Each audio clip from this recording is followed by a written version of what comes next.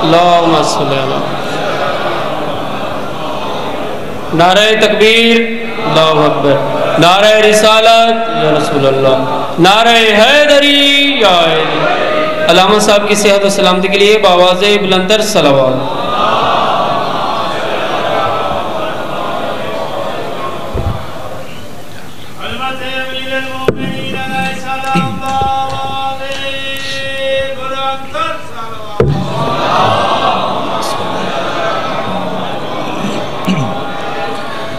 اعوذ باللہ من الشیطان الرجیم، بسم اللہ الرحمن الرحیم، الحمدللہ رب العالمین بارئ الخلائق اجمعین، الحمد لأہلہ والصلاة علی اہلہ، الصلاة والسلام علی سید الانبیاء والمرسلین، العبد المؤید الرسولنا المسدد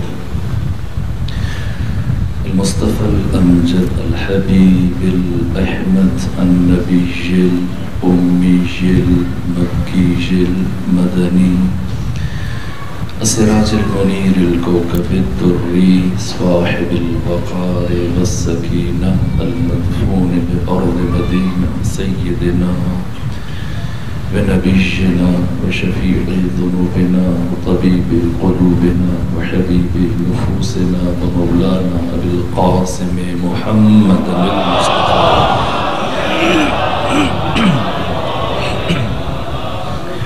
وأهل بيته الأطيبين الأطهرين الأنجبين المعصومين المظلومين، ورحمة الله على أحبابهم وصحابهم وشيعتهم ومحبيهم ومواليهم أجمعين، ولعنة الله على أعدائهم ومنكري فصائلهم وغاصبي حقوقهم من جوم عداوتهم إلى الآن ومن الآن إلى قيام يوم الدين وبعد يوم الدين. أما بعد فقد قال حق سبحانه في القرآن بسم الله الرحمن الرحيم والفجر وليال عشر. صلوات بجي خاندان فاطمة.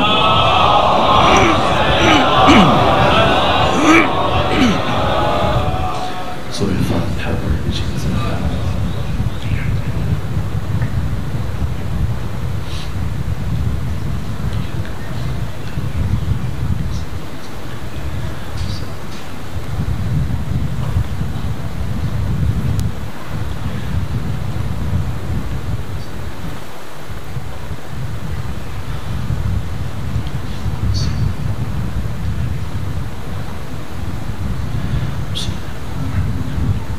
صلوات بيجي خاندان فاطمة.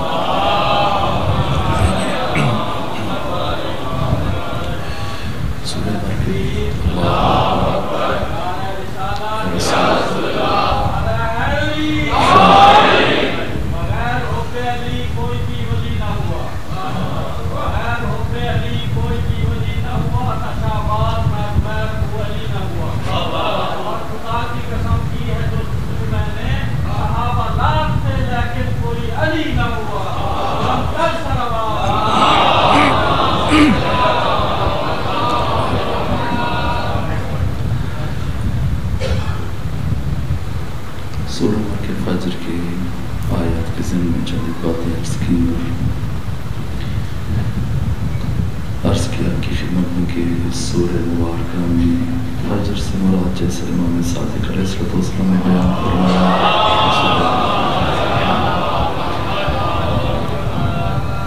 سرور و سالار شہیدان سید الشہداء راکب دوش الرسول سید شباب اہل الجنہ امام عزت امام حریت امام شجاعت وارث انبیاء حضرت سید الشہداء علیہ آلہ و طیب وطنہ کی شخصیت ہے، آپ کی ذات والا صفات ہے.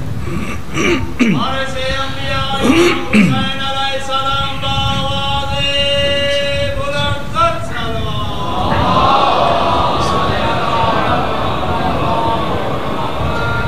اسی لیے امام کی تاکید تاکید ہے کہ اپنی واجب اور مستحب نمازوں میں اس سورہ کو پڑھا جائے.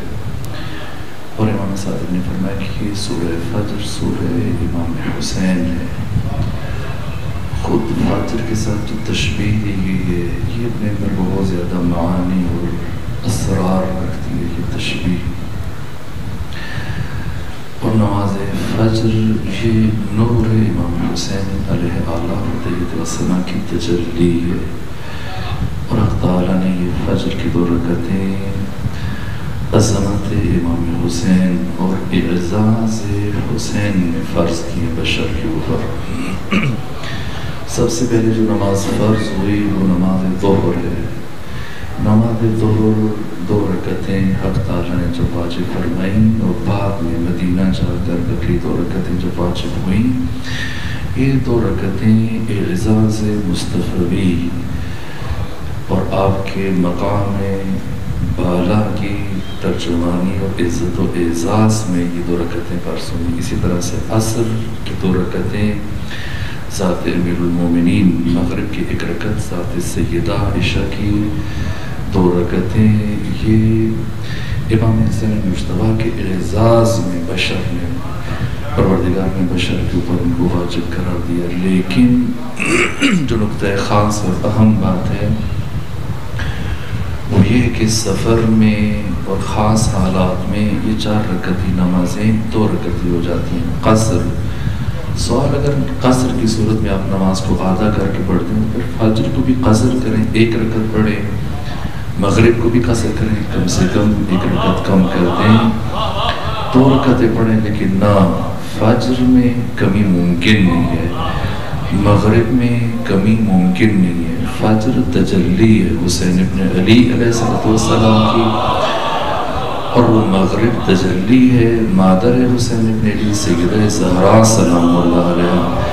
پروردگار انسانوں پر اپنا حق معاف کر سکتا ہے، پیغمبر کا حق معاف کر سکتا ہے، علی امیر المومنین امام حسن مجتبیٰ کا حق یہ معاف کیا جا سکتا ہے. لیکن حق حسین یہ قابل معافی نہیں ہے. اسی طرح سے حق فاطمہ اللہ کی نگاہ میں، توحید کی نگاہ میں یہ قابل معافی نہیں. ہر بشر مدیون ہے، ہر بشر مقروض ہے سرور و سالار شہیدان امام حسین کا. تمام انسان بجائے خود تمام انبیاء حتیٰ خود ختمی مرتبت ہر انسان، کوئی انسان مستثنی نہیں ہے، سب کے سب مدیون ہے. ذات حسین ابن علی اور وہ نفوس، وہ ایک فرد، ایک بچہ، ایک بچی، ایک صحابی جس کا انتخاب کیا گیا، یہ الگ ہیں.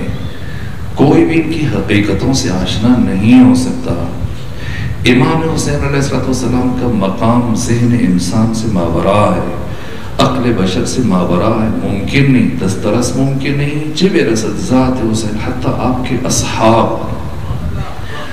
اور چونکہ انسانوں کے لیے ممکن نہیں تھا، نہ کسی مفسر کے لیے، نہ کسی محدث کے لیے، نہ کسی مورخ کے لیے، نہ کسی فلسفے کے لیے، نہ کسی اہل منطق کے لیے، نہ دیگر علوم کے حامل افراد کے لیے، حیطہ بشر سے خارج تھا. کوئی انسان اگر خود امام حسین اپنے عزیزوں کا تعارف پیش نہ کرتے، اپنا تعارف پیش نہ کرتے، اپنے قیام کا فلسفہ بیان نہ کرتے، اپنی شہادت کی حکمت بیان نہ کرتے، قلم عاجز تھے. انسان کبھی تجزیہ نہ کر سکتا، تحلیل نہ کر سکتا. انسان کبھی وجود مبارک حضرت ابوالفضل عباس کے مقام کا ادراک نہیں کر سکتا تھا.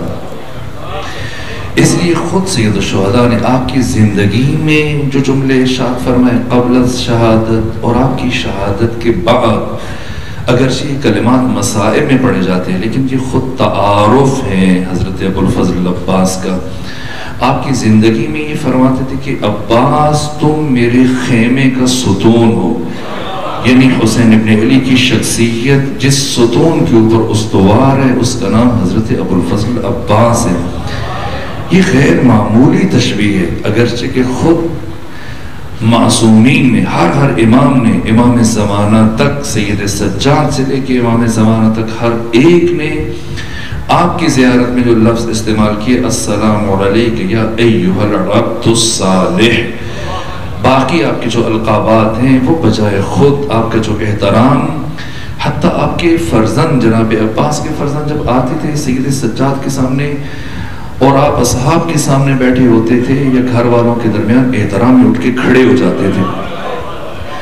راوی کہتے ہیں میں نے سوچا شاید اتفاقاً اٹھ کے کھڑے ہوئے، لیکن نہ، میں نے دیکھا کہ وہ بچہ دوبارہ کھیلتے ہوئے آیا.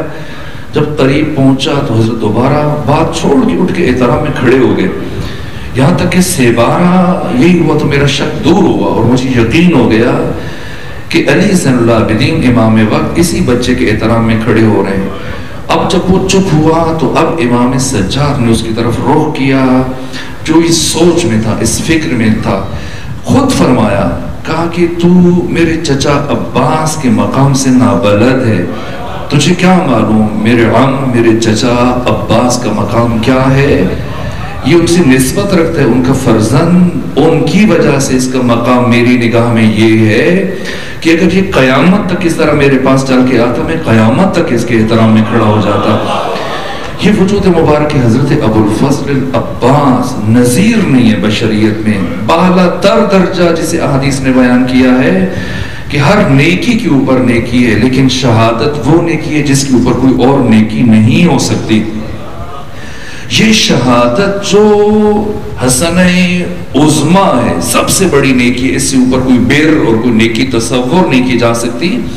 یہاں تک کہ شہداء بدر، یہاں تک کہ انبیاء کے ساتھ شہید ہو جانے والے یا خود انبیاء، حضرت یحییٰ، حضرت زکریا، باقی جن انبیاء کو شہید کیا گیا، جن رسولوں کو شہید کیا گیا، جنہیں آروں سے چیرا گیا، جنہیں بے دردی سے شہید کیا گیا، آدم سے لے کے خاتم تک، خاتم سے لے کے قیامت تک، شہادت سب سے بڑی نیکی ہے، سب سے بڑی بر اور سب سے بڑا عمل جو حق تعالیٰ کی نگاہ میں پسندیدہ ہو سکتا ہے. اور پھر شہادت اگر ان شخصیات کی ہو، لیکن یہ امام صادق فرماتے کہ قیامت کے دن میدان معاشر میں جب اولین و آخرین سب کے سب اکٹھے ہوں گے، یکجا ہوں گے، جمع ہوں گے، اور ایسے میں حضرت ابو الفضل عباس جب میدان معاشر میں تشریف لائیں گے، سب آپ کے احترام میں سب کو کھڑے ہونے کا حکم دیا جائے گا اور تمام شہداء آپ کے مقام پر حسرت کریں گے، رشک کریں گے. یہ مقام بلند ذہن بشر سے ماورا.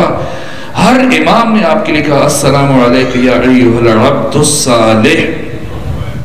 دیکھیں ہم کسی کو صالح کہیں، ضروری نہیں کہ وہ صالح ہو، لیکن جس کی نسبت چہاردہ معصومین ائمہ سند جاری فرمائیں آپ کی زیارت کے لیے کہ یہ عبد صالح خدا ہے.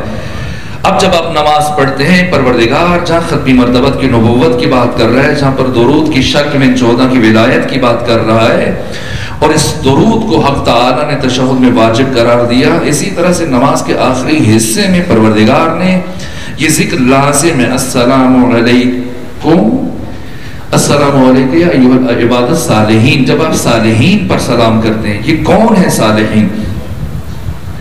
یہ صالحین جو نماز میں السلام علیکم میں سب سے پہلے درجے میں صالحین، صالحین ہم اگر کسی کو صالح مانے، ہو سکتے ہو نہ ہو، جس سے متعلق چہاردہ معصومین سند جاری کر رہے ہیں، گویا حق تعالیٰ نے نماز کے اختتام پر اس شخصیت کے اوپر سلام کو لازم قرار دیا. یہ حضرت ابو الفضل عباس زندگی میں آپ سے متعلق خود بعد از شہادت ایک جملہ امام حسین علیہ السلام کا ہے جو آپ نے فرمایا آپ کی شہادت کے بعد کہ الان ان کثر ظہری. یہ جملہ بہت عجیب ہے، یعنی وہ ذات جس پر امامت کھڑی تھی آج وہ شہید ہو گئی، یعنی جس کی وجہ سے حسینیت استوار تھی، جس کے لیے حسین استوار تھے. یہ بھائی بھائی کے لیے نہیں کہہ رہا، یہ امام وقت اپنی فوج کے علمبردار کے تعارف میں کہہ رہے ہیں. اور اگر ابھی یہ بات روشن نہ ہو تو شریکت الحسین ثانی زہرا عصمت صغرا عقیلہ بنی ہاشم عالم غیر معلمہ شام غریبہ میں ایک عجیب جملہ ارشاد فرمایا. رخ کیا مقتل کی طرف، جب ٹوٹی ہوئی تلوار اٹھائی اور پہرا دینا شروع کیا اور فرمایا کہ عباس اٹھو، دیکھو جو کل تم کام انجام دے رہے تھے آج تمہاری بہن زینب انجام دے رہی ہے. اور اس کے بعد جو جملہ کا یہ تعارف ہے فرد نہیں ہے، شخص نہیں ہے، عباس ایک کائنات ہے۔ آپ کے تعارف کے لیے ثانیہ زہرا کا یہ جملہ کہ اے عباس، کل تک ہم سب چین کی نیند سوتے تھے اور ہمارے دشمنوں کی نیندیں حرام تھی، وہ مضطرب تھے، خوف زدہ تھے، آپ کی وجہ سے بے چین تھے، اور اب آپ کی شہادت کے بعد ہماری نیند ختم ہو گئی اور آج سے ہمارے دشمن چین کی نیند سوئیں گے۔ ایک فرد، یہ اعتماد ہے اس شخصیت پر۔ لفظ اعتماد مشتق امود سے، امود اس ستون کو کہتے ہیں جس کے ساتھ آپ ٹیک لگا کے بیٹھے ہیں، جن پہ یہ چھت کھڑا ہے۔ حضرت ابو الفضل عباس کو امام حسین اپنے کلام امود کہہ رہے ہیں، جناب ثانیہ زہرا بھی اسی لفظ سے تعبیر کر رہی ہیں۔ یعنی ایک فرد بظاہر، لیکن پورا ایک لشکر، ایک پوری کائنات، وہ ایک ذات، جس ایک ذات کی وجہ سے اہل بیت آرام کی نیند سوئے اور دشمنوں کی نیندیں حرام ہو، یعنی 36,000 کا لشکر خوف زدہ ہے، سو نہیں پا رہا جس ایک ذات کی وجہ سے۔ یہ کون ہے؟ حضرت ابو الفضل عباس۔ اس لیے شخصیت حسین، مقام حسین بجائے خود آپ کی فوج کے علمبردار بشر کے لیے قابل فہم نہیں ہے، حتیٰ آپ کے اصحاب۔ یہ باتیں میں عرض نہیں کرنا چاہ رہا تھا، لیکن کل جو جملہ عرض کیا اسی کے تناظر میں کہ بات تشنا نہ رہ جائے۔ اصحاب ختمی مرتبت کا بہت بلند مقام ہے۔ حضرت ابو ذر سے متعلق ختمی مرتبت نے فرمایا کہ زمین نے کسی کو اپنے پروں کے اوپر اٹھایا نہیں اور آسمان نے کسی کے اوپر سایہ کیا نہیں جو میرے ابو ذر سے زیادہ سچا ہو۔ صدیق محض جناب ابو ذر، سلمان، جن سے متعلق ختمی مرتبت نے فرمایا کہ سلمان کی شخصیت ایک سربستہ راز ہے، یہ ہم اہل بیت میں سے۔ عمار، جن کو ختمی مرتبت نے حق اور باطل کا میزان قرار دیا، اور جناب عمار کی شہادت کے بعد لشکر شام میں کھلبلی مچ گئی۔ فرمایا یا عمارو تقتلک الفئۃ الباغیہ، یہ پہچان تھی، یعنی جنگ صفین میں آپ کی آمد کی وجہ سے، آپ کی ہمراہی کی وجہ سے دشمن پریشان تھا، سب کے حافظوں میں یہ حدیث تھی جو پیغمبر نے فرمایا کہ اے عمار، آپ کو باغی گروہ شہید کرے گا۔ اسی طرح سے مقداد سے متعلق ختمی مرتبت نے فرمایا کہ مقداد کی حیثیت میرے سارے صحابہ میں وہ ہے جو حروف تہجی کے درمیان الف کی ہوتی ہے۔ اسی طرح سے باقی شخصیتوں سے متعلق، لیکن یہ سب اصحاب رسول اس تمام تر عزت و شان و مقام کے باوجود علیہ السلام نہیں کہلاتے، انہیں ہم رضی اللہ کہتے ہیں، ان کے لوگ خدا سے رضا طلب کرتے ہیں۔ اصحاب رسول، امام سجاد نے بھی ان کے حق میں دعا فرمائی، اور یہ اصحاب حسینی ہیں، وہ کہ جسے بچپنے میں زندہ کیا گیا حسین کی نصرت کے لیے، حبیب ابن مظاہر، یا وہ جو آخری دن آ کے مل رہے ہیں حر ابن یزید الریاحی۔ حبیب ابن مظاہر بھی علیہ السلام ہے، حر ابن یزید الریاحی بھی علیہ السلام ہے۔ جون، ابو ذر خود رضی اللہ تعالیٰ عنہ کہلائیں گے، لیکن جناب ابو ذر کا غلام جون جو روز عاشور ناصر ہے امام حسین کا علیہ السلام ہے،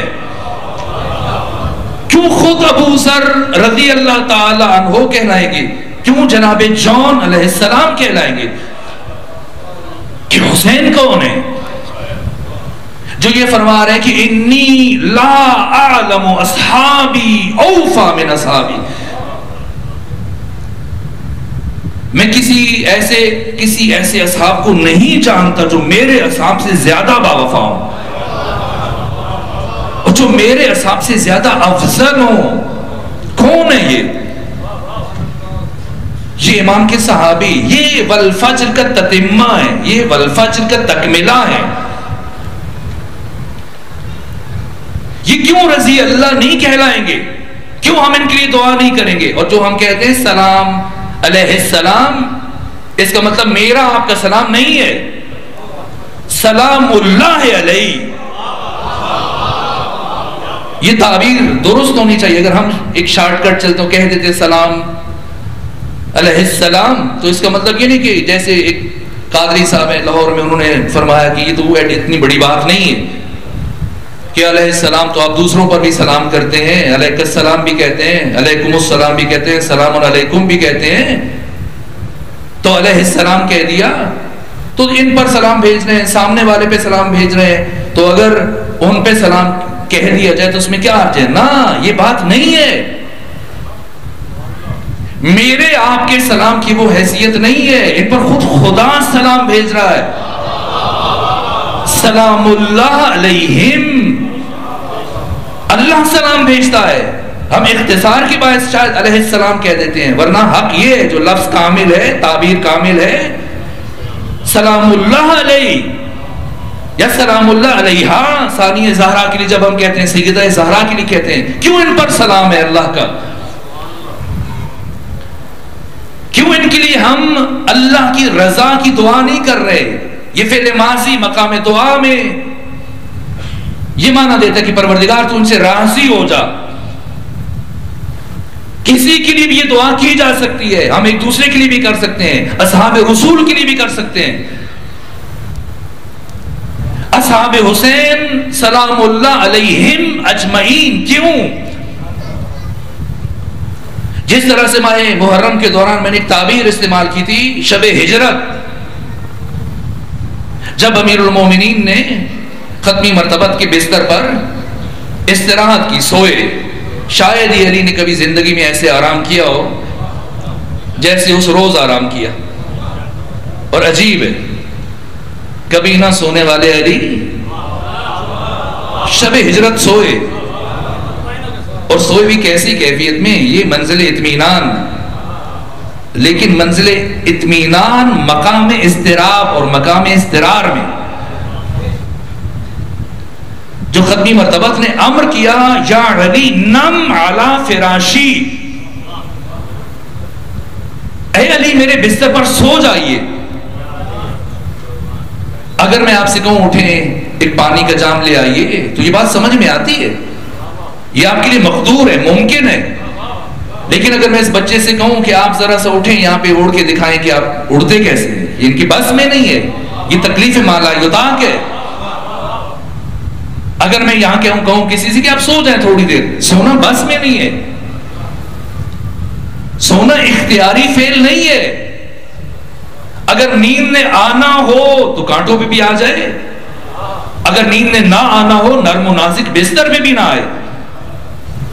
تو نیند جو ایک غیر اختیاری فعل ہے، جو انسان کے بس میں نہیں ہے، لیکن ختمی مرتبت علی سے جو پہلی بات کہہ رہے ہیں، یا علی نم علی فراشی، آج آپ میرے بستر پر سو جائیے، یہ تعارف ہے امیر المومنین کا، کہ علی نام ہے اس ذات کا جو غیر اختیاری امور میں بھی پیغمبر کی اطاعت کر کے دکھاتے ہیں۔ ذرا تصور کیجئے اس لمحے کو، میں یہ باتیں عرض نہیں کرنا چاہ رہا تھا، لیکن اب ایک جملہ عرض کر دیتا ہوں۔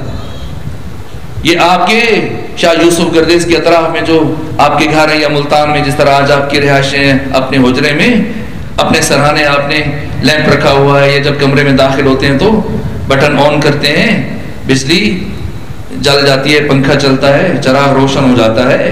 امیر المومنین جہاں سو رہے تھے ایسا بجلی کا انتظام نہیں تھا۔ ختمی مرتبت کے بستر پر وہ یقینی موت ہے، بیسیوں ننگی تلواریں سونت کر قریش کے مختلف قبائل کے جوان اطراف میں کھڑے ہیں، اور ایسا نہیں ہے کہ جب وہ آئیں گے اطلاع ہوگی، نہ کسی بھی لمحے جب انہوں نے کسی نے اشارہ کرنا ہے سب نے ٹوٹ پڑنا ہے۔ اور اتنے افراد، ایک ایسا انسان جو بستر پہ سو رہا ہو، جب تلواریں چلائیں گے کتنے ٹکڑے بنیں گے لاش کے، ایک ایسی کیفیت۔ اور ایسا نہیں ہے کہ جب وہ آئیں گے تو ختمی مرتبت کی جگہ جب امیر المومنین ہوں گے تو آپ جیسے ان کو آتے دیکھیں گے تو بٹن بجلی کا کوئی لگا ہوا دبائیں گے، نہیں بھائی پیغمبر چلے گئے میں علی ہوں، نہ ایسی بات نہیں ہے. اچانک سے انہوں نے آنا ہے، ہلہ بول دینا. یہ عمل پروردگار کی نگاہ میں، یہ جو امیر المومنین اپنی جان کا نذرانہ پیش کیا، اور اس حساس موقع پر جب کہ اب نئی حکومت بن رہی ہے، صرف جان قربان نہیں کی جا رہی ہے، یعنی مستقبل کا حکمران اپنی حکومت سے بھی ہاتھ اٹھا رہا ہے. اگر جان چلی جائے ساری چیزیں تو زندگی کے ساتھ وابستہ ہیں. اب جب کہ مدینے میں نئی ریاست تشکیل پا رہی ہے تو مسلسل 10 سال 13 سال علی امیر المومنین نے محنت کی، اور جب پھل ملنے کا وقت آیا، دنیاوی اعتبار سے عرض کر رہا ہوں، کوئی اور لے جائے. یہ دو طرح کی قربانی ہے، ایک جان کی، دوسرے عہدے اور منصب کی. اور ختمی مرتبت کے بستر پر امیر المومنین اپنی جان کو سودا کر رہے ہیں. یہ الگ بات ہے کہ اللہ نے آپ کو محفوظ رکھا، لیکن بدلے میں کیا دیا؟ اپنی رضا دی ہے.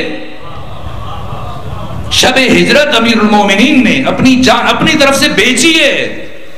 اب خدا نے اگر لوٹا دیا اور شہادت نہیں ہوئی، یہ الگ بات ہے. یہ شب ہجرت اور وہ شب عاشور، وہاں پر بھی خدا مشتری ہے. حسین کا ہاتھ خدا کا ہاتھ ہے. اور عجیب بات ہے، جس طرح سے امیر المومنین فرماتے ہیں کہ تمہارے نفس کی قیمت کم از کم جنت ہے، اس سے کم پہ خود کو نہ بیچنا. یہ بات پہلی مرتبہ اگر تاریخ انسانی میں دیکھی گئی تو میدان کربلا شب عاشور دیکھی گئی، جب امام حسین نے یہ فرما دی کہ جاؤ میں تمہیں جنت کی ضمانت دیتا ہوں. یعنی اب جنت مل چکی ہے تو اٹھ جائیں، لیکن نہ، اب جنت کی جو قیمت ہے ان کی نگاہ میں بہت کم ہے. کیوں بیٹھے؟ کیا لینے کے لیے بیٹھے؟ وارث جنت، مالک جنت، جنت کی ضمانت دے رہے، جاؤ میں راضی، میرا نانا محمد مصطفیٰ تم سے راضی ہے، میری ماں فاطمہ راضی ہے، چلے جاؤ. مخدرات عصمت و طہارت میں سے بھی کسی ایک فرد کو اپنے ہمراہ لے کے چلے جاؤ. اس طرح سے میں تمہیں جنت کی ضمانت دیتا ہوں. لیکن کوئی نہیں اٹھ رہا. کیوں نہیں اٹھ رہے؟ اور یہاں تک کہ کوئی شاید کہے کہ آنکھوں کا شرم مانے تھا، چراغ بجھوا دیا. لیکن کیا ہے، آج جان بیچی جا رہی ہے، اور جان بیچ کر شب عاشور خود خدا کو خریدا جا رہا ہے. تجھ سے مانگوں میں تجھی کو کہ سبھی کچھ مل جائے. 100 سوالوں سے یہی ایک سوال اچھا ہے. آج خود خدا چاہیے، آج خود ذات خدا کا عرفان چاہیے، آج خود عشق خدا چاہیے، آج خود اللہ کی محبت چاہیے. وہی بات جو روز عاشور سید الشہداء نے فرمائی، من وجدک فما طال، جس نے تجھے پا لیا اس نے کیا کھویا، جس نے تجھے کھو دیا اس نے کیا پایا. شب عاشور ان 72 نے خود خدا سے خدا کو لے لیا.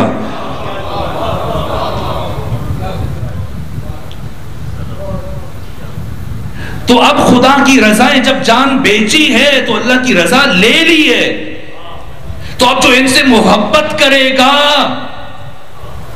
وہ بھی رضی اللہ ہے. یہ خود علیہ السلام ہے، ان پر خدا کا سلام ہے، ان پر خدا کا یقینی سلام ہے. اس لیے امام علی صلی اللہ علیہ وسلم نے فرمایا، عبید اللہ ابن زیاد کے ساتھ جب ہم کلام سے بات کر رہے تھے، کہ دیکھ اللہ نے کربلا میں تمہارے باپ، تمہارے بھائیوں کو اور تمہارے باپ کے ساتھیوں کو قتل کیا. کہ اللہ نے قتل نہیں کیا، دشمنوں نے قتل کیا. اور اللہ نے میرے بابا، میرے بھائی علی اور اصحاب حسین اور انصار حسین کی روحوں کو قبض کیا. یہ بات عجیب ہے. کربلا کی شہیدوں میں سے کسی شہید کی روح کو جناب اسرائیل نے قبض نہیں کیا. اب یہ اس درجے رفیع پر ہیں کہ جہاں پر اسرائیل سے ملک تصرف نہیں کر سکتا یا خود خدا تصرف کرے گا. جس طرح ختمی مرتبت فرماتے ہیں، جس طرح سے امیر المومنین اور ختمی مرتبت کی روح کو خود خدا نے قبض فرمایا، ملک اور بیچ میں وسیلہ نہیں ہے. یہ مقام کربلا ذہن انسان سے اصحاب حسینی کا مقام ماورا ہے، بالاتر ہے. اسی لیے جوش ملی آبادی نے کہا سر فرشتوں کے یہاں آج بھی خم ہوتے ہیں. ایسے انسان رسولوں میں بھی کم ہوتے ہیں.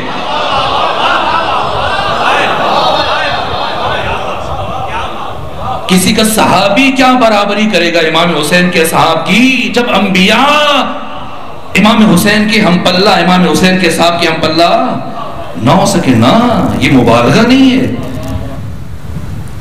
والفجر ولیال عاشر والشفع والوتر، قسم ہے جب دو تھے. والوتر وہ مرحلہ کہ جب شریکت الحسین حسین سے تنہا ہو گئی، اکیلی ہو گئی. کربلا کا ہر کردار اپنے مقام پر بے مثال ہے. تاریخ بشریت میں کسی ایک کی مثال نہیں ملتی. وہ جون ہو، حبیب ہو، یا مسلم ابن اوسجہ، یا زہیر ابن قیم، یا قیس ابن مسہر سیداوی، یہ باتیں کہنا آسان ہے. جب آپ کو دارالعمارہ کی چھت پہ لے کے گئے قیس ابن مسہر سیداوی کو کہ تو حسین کا قاصد ہے، وہ خط دکھا، نگل گئے، سارا خط نگل گئے. کہا اگر نہیں دے گا تو بہت بری طرح سے ماروں گا. کہا جیسے جی چاہتا ہے مار. اور اتنی بلندی سے جب زمین پر گرے آپ کی ہڈیاں چورا بن گئی. اور اس لمحے بھی زبان پر صرف امام حسین کا نام تھا. عشق حسینی. ہر فرد اپنے مقام پر بے مثال ہے، ہر کردار اپنے مقام پر بے مثال ہے، ہر شخصیت اپنے مقام پر بے مثال ہے. واقعی کاش کے وقت ہو تو میں ان میں سے بعض کی زندگیوں کی طرف اشارہ کرتا. جناب حبیب رسول کا وہ صحابی جو ایک سجدے میں پورا قرآن پڑھتے تھے. مسلم ابن اوسجہ وہ شخصیت جو ایک رات میں 1000 رکعت نماز پڑھتے تھے. اور جناب جون کا جو عرفان ہے، کیا عشق حسین سے اور کیا عشق موت سے، تڑپ رہے مچھلی کی طرح سے کہ مجھے اجازت مل جائے. امام نے فرمایا تم غلام ہو، تمہیں کوئی کچھ نہیں کہے گا، جاؤ چلے جاؤ. پتا ہے اب حسین کی کریمی کو جانتے ہیں جناب جون، سمجھتے ہیں کہ کس طرح سے اجازت لے سکتا ہوں. کہا اچھا اب مجھے سمجھ میں آ گیا، آپ مجھے اجازت کیوں نہیں دے رہے کہ میں حبشی ہوں اور میرا سیاہ خون بنو ہاشم کے سرخ خون میں شامل ہونے کی صلاحیت نہیں رکھتا. روز عاشور میدان کربلا میں امام حسین نے صرف 2 شہیدوں کے رخسار پہ اپنا رخسار رکھا. پہلی مرتبہ علی اکبر شبیہ رسول کے رخسار پہ رخسار رکھا، اور دوسری مرتبہ جناب جون کے رخسار پہ رخسار رکھا. کہ جون کیا بات کر رہا ہے؟ حسین کے لیے تو بھی ویسے ہی ہے جیسے باقی سب ہیں. اور پھر ہاتھ اٹھائے دعا کے لیے، فرمایا اللہم طیب ریحا وبیض وجہا، پروردگار جون کے چہرے کو سفید کر دے اور اس کی بوئے بدن کو خوشگوار کر دے. روز عاشور باقی لاشوں میں اٹی ہوئی تھی لاش جناب جون کی. اور 12 محرم کو جب آقا تشریف لائے، فرزند حسین علی زین العابدین سید سجاد تلاش کر رہے تھے، جون کی لاش نہیں مل رہی تھی. خوشبو سے پہنچے جناب جون کی لاش تک. وہ خوشبو جو دعائے حسینی کا اثر تھی. ہر کردار اپنی جگہ پہ بے مثال ہے، ذہن بشر سے ماورا، وہ لمحات جن میں پروردگار امام حسین صرف اللہ سے بات کر رہے ہیں۔ جناب علی اکبر کی شہادت کے بعد 1 سے 2 باتیں حضرت کی زبان سے ہوئی جو کسی انسان کے ساتھ آپ نے کی۔ مسلسل خدا کے ساتھ ہم کلام ہیں، اور اب دیکھیں حسین کی نگاہ میں ان اصحاب کا مقام کیا ہے۔ اس درجہ فنافذ ذات توحید ہے یہ 72 کہ رخصت آخر کے موقع پر جب بیویوں سے رخصت ہوئے، جب جناب سکینہ سے بھی رخصت ہوئے، میدان کی طرف بڑھے، صرف ذکر خدا جاری ہے۔ اس دوران میں جبکہ اللہ کا ذکر کر رہے ہیں، اللہ کی حمد کر رہے ہیں، ایک مرتبہ شہیدوں کے لاشوں پہ نگاہ ڈالی اور فرمایا این ظہیر، غیر از خدا جن ذوات کا ذکر ہو رہا ہے، اب یہ خدا کے مقرب ہے، اب یہ اولیاء خدا ہیں۔ یا سار اللہ وابن ثارے، یہ جو زیارت میں لفظ پڑھتے ہیں اس کا مفہوم کیا ہے؟ اے خون خدا، ابن خون خدا۔ میں کیسے ان جملات کی تشریح بیان کروں؟ اور یہ شہداء کربلا اس طرح جذب ہیں توحید حق تعالی میں کہ جب ان کے کٹے ہوئے سروں پہ نگاہ پڑی، فرمایا این حبیب، این مسلم، اے میرے حبیب تم کہاں چلے گئے؟ اے میرے مسلم تم کہاں چلے گئے؟ یا ابطال الصفا و یا فرسان الحجاز، اے میرے شیرو، اے میرے بہادرو، تمہیں کیا ہو گیا؟ پہلے تو دوڑ دوڑ کر میری آواز پر لبیک کہتے تھے، وَالْآنَ أَنَا أُنَادِيكُمْ فَلَا تُجِيبُونِي، میں تمہیں آوازیں دے رہا ہوں، تم میری آواز پر لبیک نہیں کہہ رہے۔ راوی کہتے ہیں جب امام کی زبان سے یہ کلمات ادا ہوئے، شہیدوں کی لاشیں تڑپنے لگیں اور آوازیں بلند ہوئیں، فرزند رسول ہمارے سر تن سے جدا ہو چکے ہیں، ہم تو اب بھی آپ کی نصرت کے لیے حاضر ہیں۔ یہ کربلا کے شہید آئیے سلام پیش کریں اور ان قیدیوں کو سلام پیش کریں اور آقا حسین کی بارگاہ میں سلام پیش کریں جنہوں نے انسانیت کو طاغوت کی غلامی سے نجات دینے کے لیے مخدرات عصمت و طہارت کے ہاتھوں میں رسن گوارا کی۔ یہ 11 کا دن، 12 کا دن، یہ روز عاشور سے زیادہ مشکل اور سخت ہے، بہت مشکل مرحلہ تھا۔ 11 محرم کو عمر سعد آیا، اپنے ایک لاش کو دفن کیا، سب پہ جنازہ پڑا، اور ثانی زہرا کے لیے کتنا مشکل مرحلہ تھا، بے سر لاشوں کے پاس سے گزرتے ہوئے جن کے اوپر کربلا کی خاک اڑ اڑ کے کفن کا کام کر رہی تھی۔ اب یہ جو جانے کا مرحلہ تھا وہ ختم ہو رہا ہے، بس 2 جملے عرض کروں۔ کیسے گئے؟ حسین کے بغیر زینب کا زندہ رہ جانا، اور اب حسین ابن علی کے بغیر زینب کا کربلا سے کوفہ اور کوفہ سے شام جانا، یہ سفر ذہن انسان سے ماورا ہے۔ لیکن اس سفر میں سب سے زیادہ مشکل مرحلہ کس کے لیے تھا؟ وہ حسین کی 4 سالہ یتیمہ۔ 11 محرم کو جب سوار کرنے کی نوبت آئی، ثانی زہرا نے عمر ابن سعد کو اشارہ کیا کوئی آگے نہ بڑھے، ہم خود سوار کرائیں گے۔ ثانی زہرا نے ایک ایک بیوی کو سوار کیا، ایک ایک بچی کو سوار کیا، حتی خود سید سجاد کو ثانی زہرا نے سوار کیا، سب کو سوار کیا، آخر میں جناب سکینہ کو سوار کیا، اور جناب سکینہ کو سوار کرنے کے بعد اب ارادہ کیا کہ خود سوار ہو، جیسی بی بی سوار ہونا چاہتی ہیں۔ شمر ابن ذوالجوشن آگے بڑھا، کہا اے حسین کی بہن، علی کی بیٹی، میں آپ کو اس بچی کے ساتھ سوار نہیں ہونے دوں گا، آپ اکیلے سوار ہو جائیے۔ کہا کیوں سوار نہیں ہونے دو گے؟ بھلا یہ بچی اکیلے سفر کر سکتی ہے؟ یہ بچی تو محمل پر سفر نہیں کر سکتی، بے کجاوا اونٹ کی پشت پر کیسے سفر کرے گی؟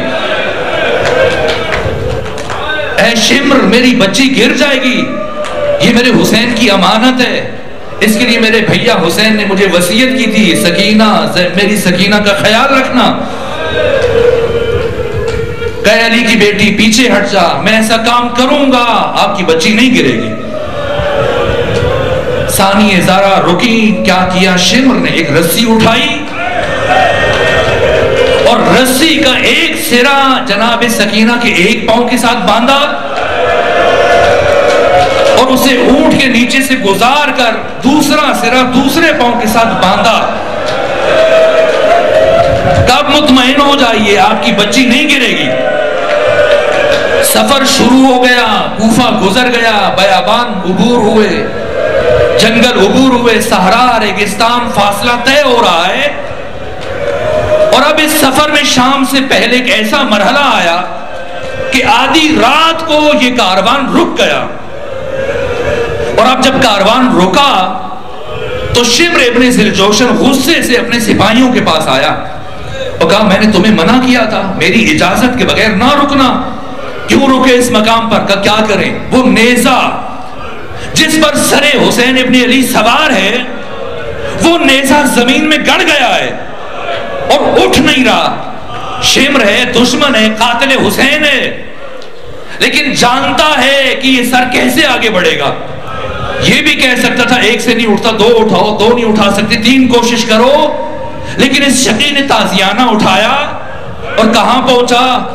جہاں سید سجاد کی سواری تھی۔ آپ کو اونٹ سے نیچے اتارا اور آپ کی پشت کے اوپر تازیانے برسانا شروع کیے اور اتنے تازیانے برسائے کہ خون زمین پر جاری ہو گیا اور سید سجاد بہت دیر تک دشمن کے تازیانے برداشت کرتے رہے۔ جب بہت وقت گزر گیا، ایک مرتبہ سید سجاد نے سر اٹھایا اور اپنے بابا کے کٹے ہوئے سر کی طرف دیکھا، کہا بابا صرف اتنا بتا دیجئے یہاں رکنے کا سبب کیا ہے، اس مقام پر رکنے کی وجہ کیا ہے؟ لمحہ حسینی میں جنبش پیدا ہوئی۔ فرمایا سید سجاد، پیچھے جنگل میں میری بیٹی سکینہ اونٹ کی بلندی سے زمین پر گری ہے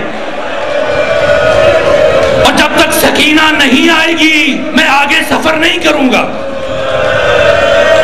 بس جیسے یہ آواز ثانیہ زہرا کے کانوں سے ٹکرائی، ایک مرتبہ خود کو اونٹ کی بلندی سے زمین پر گرایا اور بی بی دوڑتی ہوئی پیچھے آئی اور آواز بلند کی، اینا بنت سکینہ، اینا بنت سکینہ، ارے میری بیٹی سکینہ کہاں ہے؟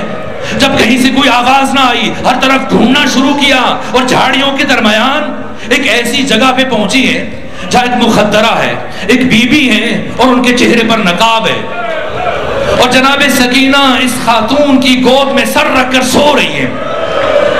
ثانیہ زارا حیرت سے بڑھی اور کہا کہ جب ساری دنیا ہماری دشمن بن چکی ہے تو آپ کون ہیں جو اس بچی سے اتنی نوازش کر رہی ہیں؟ اور یہ تو وہ بچی ہے جو اپنے بابا کی شہادت کے بعد اب تک سوئی نہیں ہے، آخر آپ کی گود میں کس طرح آرام سے سو گئی؟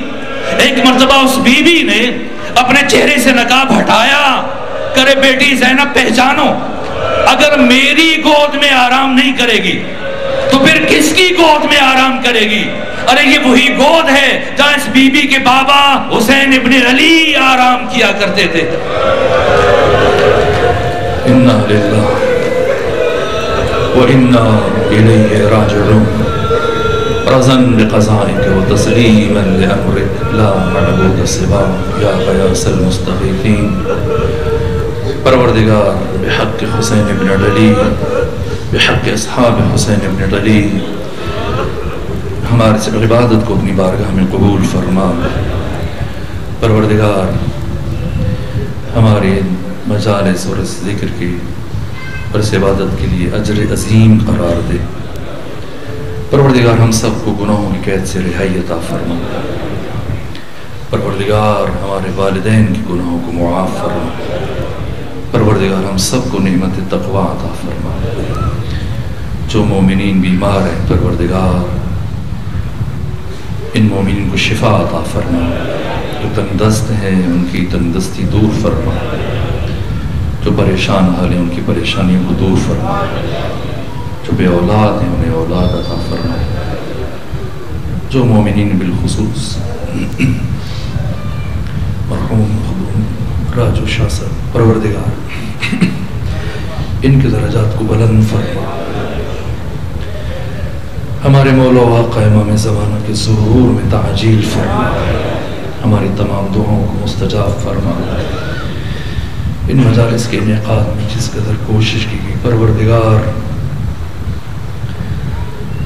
ان مومنین کی اور بانیان مجلس کی توفیقات خیر میں اضافہ فرما، ان کے رزق و جان و مال و اولاد میں وسعت و برکت عطا فرما، انہیں طول عمر صحت و سلامتی کے ساتھ عطا فرما۔ رحم اللہ من قرأ الفاتحہ۔ بسم اللہ۔